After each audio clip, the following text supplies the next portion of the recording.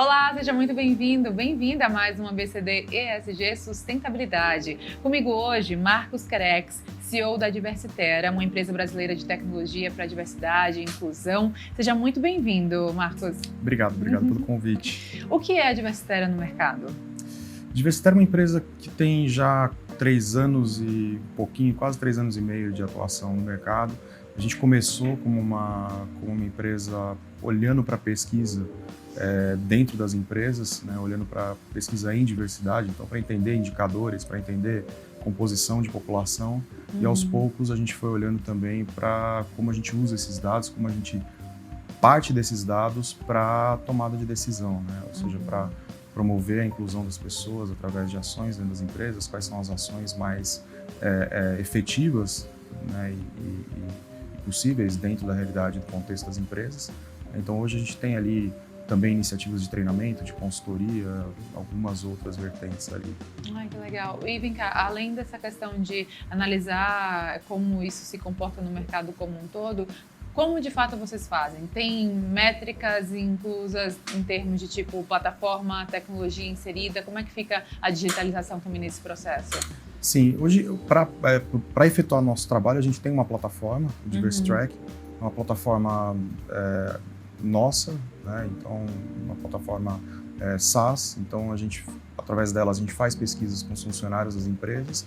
Essas pesquisas são pesquisas onde o funcionário se autodeclara, faz a autodeclaração, né, com todas as questões relacionadas ali à LGPD respeitada, segurança da informação, e a gente utiliza essas informações de autodeclaração para montar mapas e direcionar para a empresa ali quem são as pessoas das empresas, qual o perfil do funcionário da empresa. Aquela história, quando o sujeito tira o crachá, né, ele enfrenta dificuldades por sua característica de cor de pele, por sua característica de condição de deficiência, por diferentes características, né, que são as mesmas e elas continuam quando ele coloca o crachá. Então, para a empresa é importante também conhecer essas diferentes características, né, os perfis que ela tem dentro dela. E até para também entender o potencial de mercado, né, para entender o público dela, para entender os consumidores que ela está olhando. Agora, vem cá, falando também nessa questão de treinamentos, como implementar uma cultura organizacional que realmente tenha esse olhar e que priorize temas como esse, diversidade e inclusão, que é crucial, eu acho, para, né, a harmonia e também para o respeito a quem enfim, tá nesse convívio de ambiente trabalhista, corporativo ou também fora dele, Marcos? Sem dúvida. A questão de diversidade e inclusão, acho que é uma questão de transformação cultural, que a gente está passando não só dentro das empresas, mas como sociedade. Por toda a evolução que a gente passou nos últimos anos, nas últimas décadas, com o advento de internet, enfim, com todo o boom digital que a gente teve e ainda está no meio, né? A gente está passando agora por um ainda mais significativo, que é a inteligência artificial. Sim. Isso está trazendo as pessoas para um mundo novo, um mundo onde elas têm opinião, onde elas estão expostas. Tudo isso está mudando completamente a forma com que as pessoas se relacionam. Sim. E quando a gente traz para dentro do mundo corporativo, dentro das empresas, as pessoas veem mais consciência do que elas tinham a respeito da sua própria característica individual, da sua origem, e elas têm opinião. Então aquela história de que tudo que acontece na empresa fica dentro da empresa é verdade até a página 2. Claro. Por quê? Porque o sujeito sai de lá, ele está com o celular na mão e ele pode postar qualquer situação de preconceito, qualquer situação que ele se sentiu ofendido dentro da empresa, qualquer situação degradante que ele possa ter passado. Não, ainda mais com os formatos também de trabalho que mudaram, o híbrido, por exemplo, e até o mesmo remoto, ou seja, um ambiente totalmente propício mesmo para essa convivência virtual, digital, e precisa de uma, enfim, proteção e de uma comunicação a respeito. Exatamente. E aí voltando, né, por que fazer, né,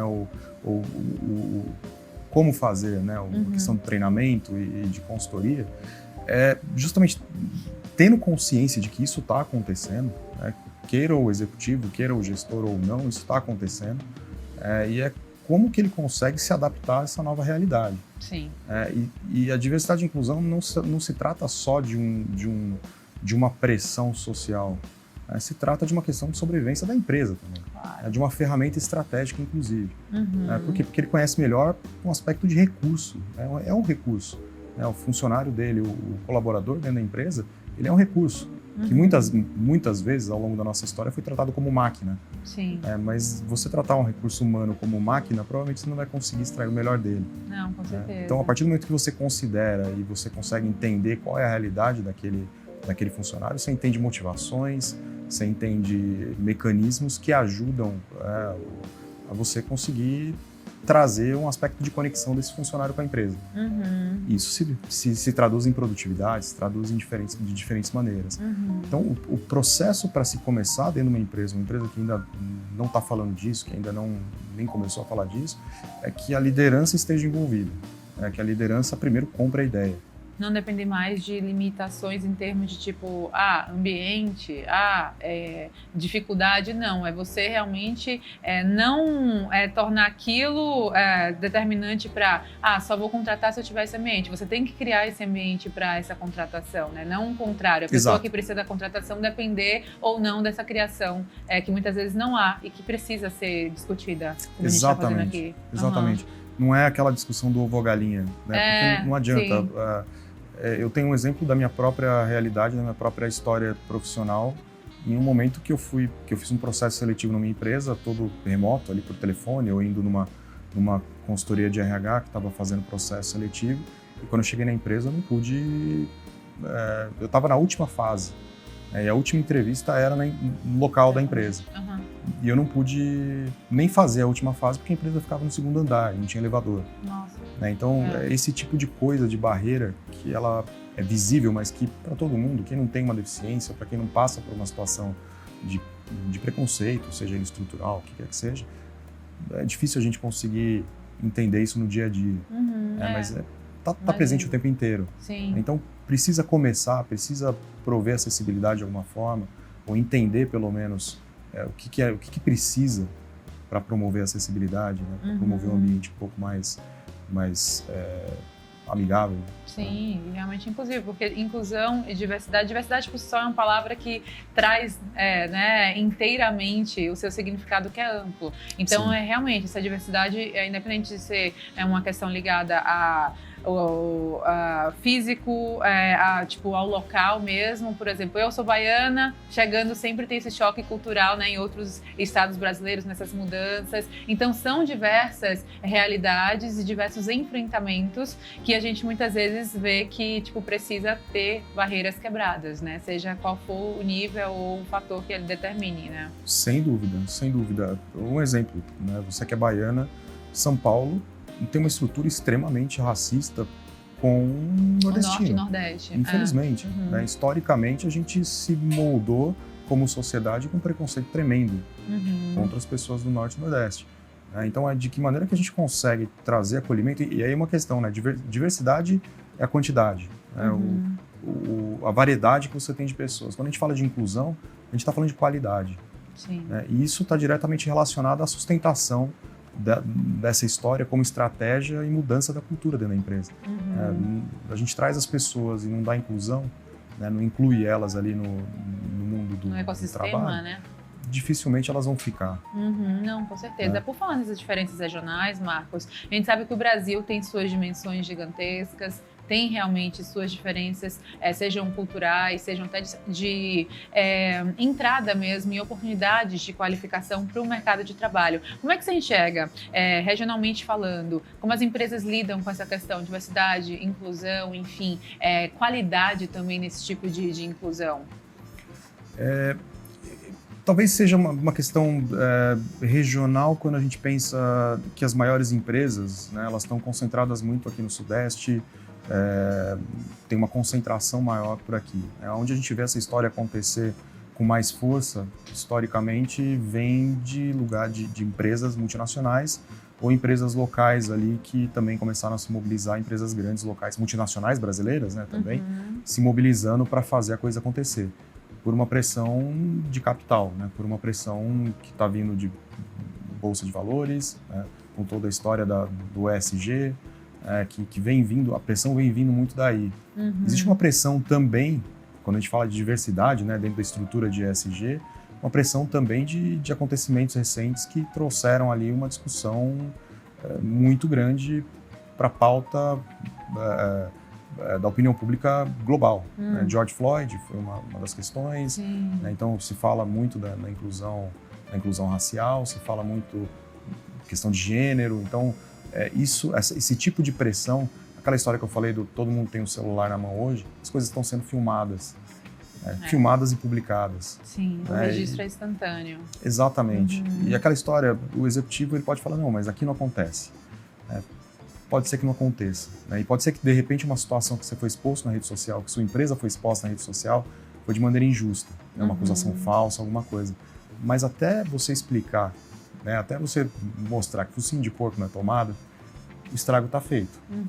Com certeza. Né? Então, por isso que essa preocupação começou e está tomando conta das empresas, né, de como que eu trato essa situação, e também uma questão de eu tratando meu funcionário bem e tendo qualidade dentro do meu ambiente de trabalho, eu ganho em produtividade, eu ganho em qualidade de ambiente, né? Sim, redução no turnover, redução do turnover, uma série de métricas ali que eu consigo transformar em dinheiro.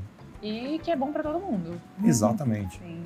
Marcos, a gente vai agora para um rápido intervalo, mas vou convidar quem está nos acompanhando a continuar por aqui. E na volta falamos sobre tudo isso e muito mais hoje no ABCD ESG. Já já.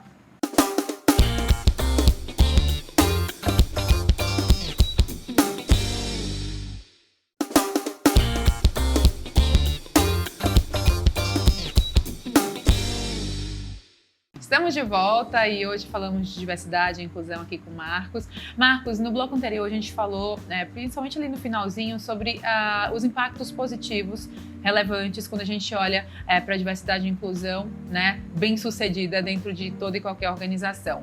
Redução do turnover, que é esse índice de rotatividade. Quanto menor o índice, melhor para a saúde, até financeira mesmo da empresa, né? Quais outros desafios, tipo de recrutamento à seleção até permanência desse profissional? A gente afina como esses termos, na sua opinião? Quando a gente está pensando na jornada inteira do colaborador, né? Desde a hora do recrutamento, desde a hora do momento antes dele entrar na empresa, até o momento que ele sai da empresa por algum motivo, uma olhada em diversidade e inclusão, ela é necessária em todos os momentos. Quando a gente está pensando em recrutamento e seleção, a gente está pensando numa variedade de pessoas, de candidatos ali, na diversidade de candidaturas. Determinadas carreiras, determinadas áreas, você tem uma homogeneidade muito grande de pessoas, de perfis. Né? Então, o cuidado na olhada de quais candidatos eu trago, que perfis de candidatos eu trago, ele está totalmente permeado por diferentes vieses ali no meio.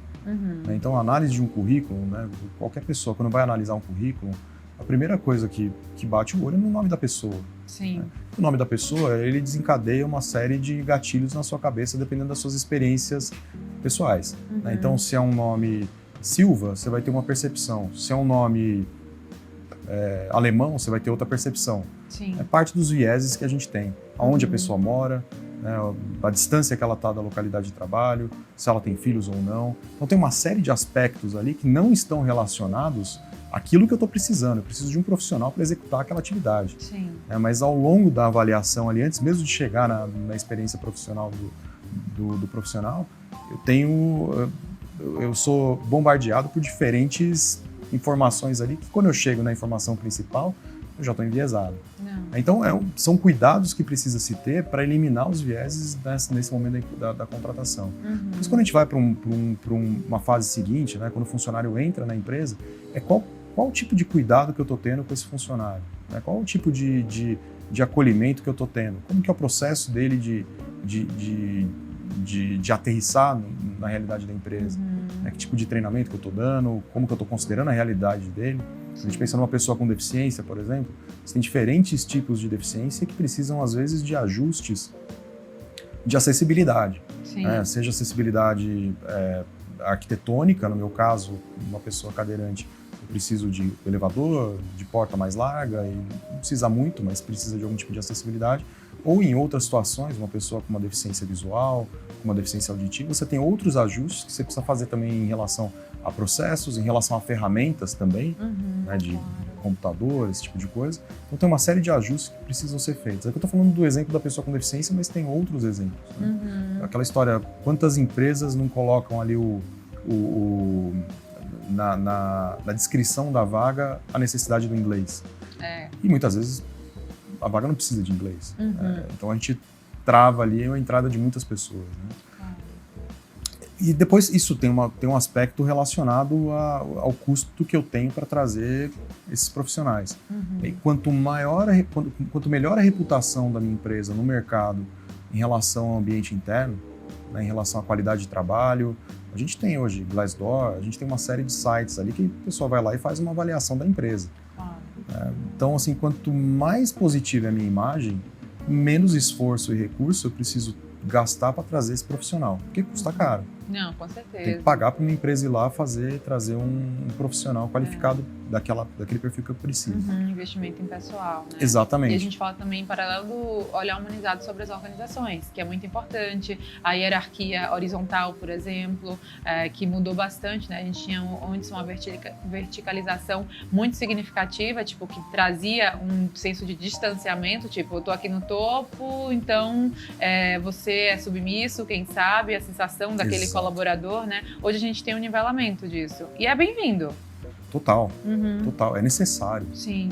É necessário, porque o que você perdia de qualidade de pontos de vista, porque a gente está falando de pontos de vista diferentes também, né? Interagindo ali em conjunto. Quando você está falando de uma menina que mora em Heliópolis e trabalhando com um menino que mora em Genópolis, você tem dois pontos de vista completamente diferentes, que conviveram ao longo da vida com diferentes referências, pontos referências de tomada de decisão, inclusive. Sim. Uma pessoa que passa por uma situação de vulnerabilidade econômica e social, ela tende a tomar a decisão dela muito mais baseada na escassez, né? Ou seja, eu preciso agora saber como que eu vou usar esse recurso aqui, porque amanhã eu posso não ter, de uma maneira bem grosseira, né? Mas, e uma pessoa que vem de uma situação econômica, social mais abastada, talvez ela tenha outra forma mais ousada, ou enfim, tem outra forma de tomar a decisão. Quando essas duas realidades estão convivendo dentro da empresa, é uma riqueza incrível. Sim. Que, além de tudo, gera receita, né? Porque gera inovação. E a diversidade geracional também, né? Você falou sobre essa diferença regional, mas geracional também é outra discussão. Exatamente. Quando a gente pensa... E aí é outra questão, né? Que é super importante para as empresas entenderem. Quando você tem hoje a gente está num ponto de divisor de águas, talvez, na história da humanidade.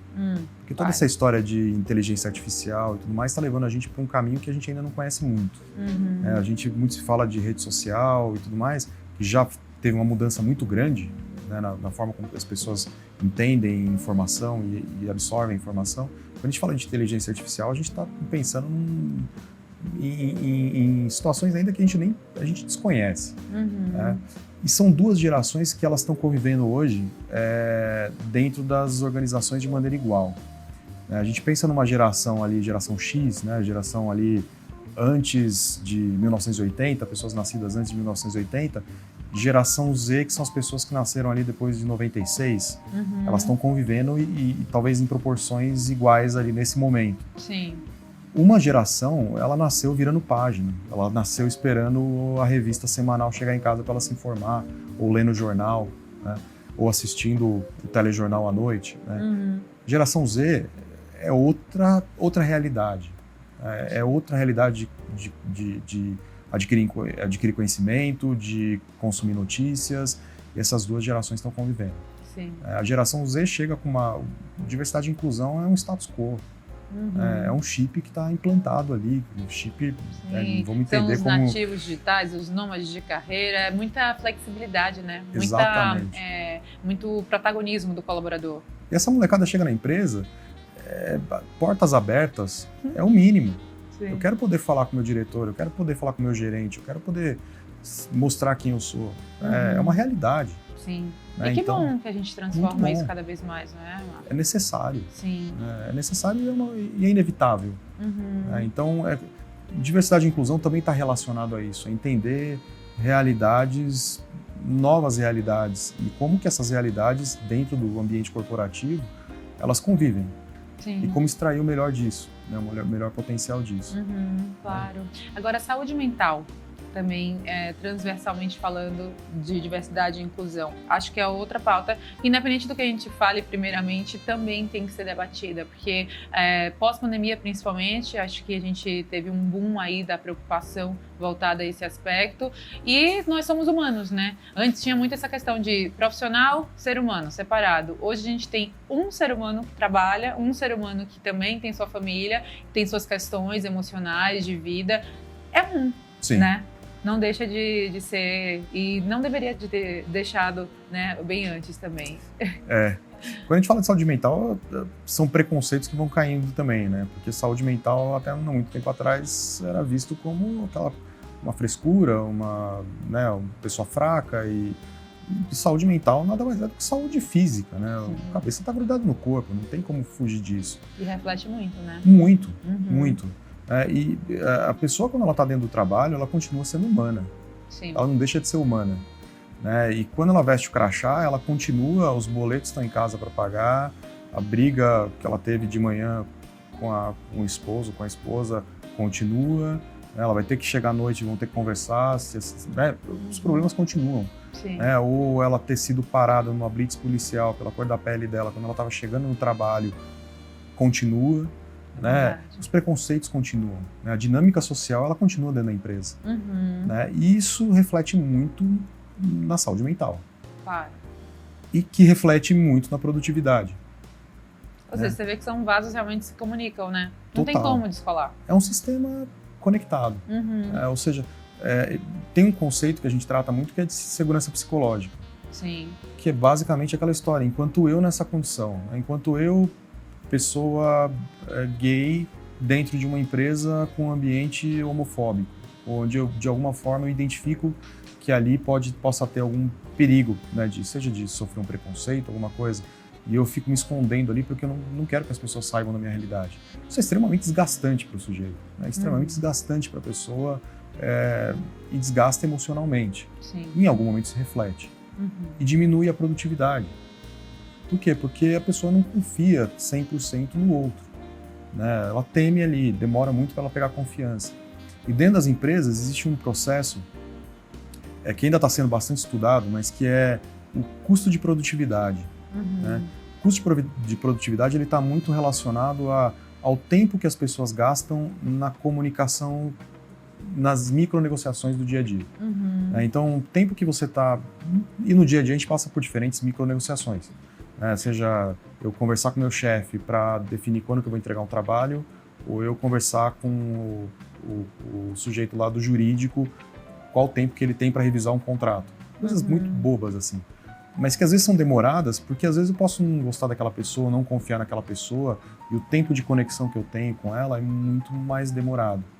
Então, quanto mais seguras as pessoas se sentem ali entre elas, mais rápido esses processos se dão. Quando a gente traduz todas essas micronegociações num ambiente de empresa, né, no contexto da empresa inteira, num mês, o ganho é incrível.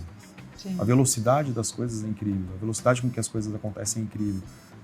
E aquela história, time is money, então... Sim, tempo é dinheiro, meu filho. Exatamente, né? Então, até isso ajuda, né? Então, a gente está falando de redução de custos, né, das pessoas, de diminuir turnover, de atrair talentos ali que se identificam com a empresa.